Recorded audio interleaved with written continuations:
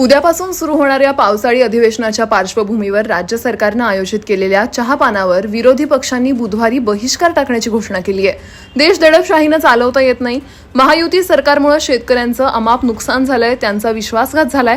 त्यामुळे आम्ही सरकारच्या चहापानावर बहिष्कार टाकण्याचा निर्णय घेतलाय, असं काँग्रेस नेते तथा विधानसभेतील विरोधी पक्षनेते विजय वडेट्टीवार यांनी म्हटलंय. महायुती सरकारनं राज्याला खड्ड्यात टाकण्याचं काम केल्याचा आरोपही त्यांनी यावेळी केला. शिक्षणाची एवढी वाईट अवस्था मागच्या 70 ते 75 वर्षाच्या इतिहासात कधीच झाली नव्हती. MBBS सारख्या परीक्षेत गुणवत्ता तपासणार नसाल, केवळ वशिल्यावर घेणार असाल तर या देशाचं भविष्य अंधारात आहे. तसंही अंधारातच आहे, असं राष्ट्रवादी काँग्रेस शरद पवार गटाचे नेते जितेंद्र आव्हाड यांनी म्हटलंय.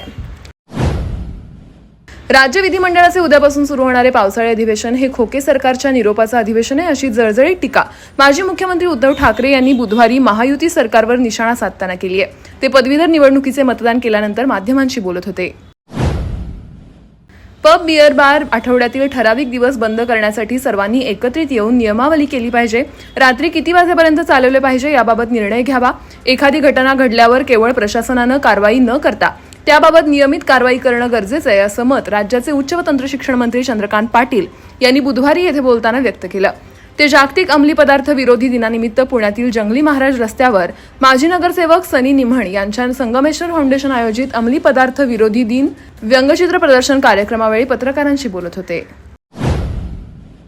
वर्षभरापूर्वी सत्तेच्या मोहानं अजित पवारांसोबत भाजपच्या युतीत गेलेले राष्ट्रवादीचे काही आमदार विधानसभेपूर्वी पुन्हा शरद पवारांकडे येण्याच्या तयारीत आहेत. या पार्श्वभूमीवर पत्रकारांनी विचारणा केली असता शरद पवार म्हणाले, सरसकट सर्वांनाच पक्षात परत घेणं कितपत योग्य आहे याबाबत सांगता येणार नाही. मात्र पक्ष सहकाऱ्यांशी बोलून त्यांना विश्वासात घेऊन काही जणांबाबत सकारात्मक निर्णय घेतला जाऊ शकतो. त्यांचं योगदान व भूमिका पाहून पुढचा निर्णय घेतला जाईल, असं ते म्हणाले.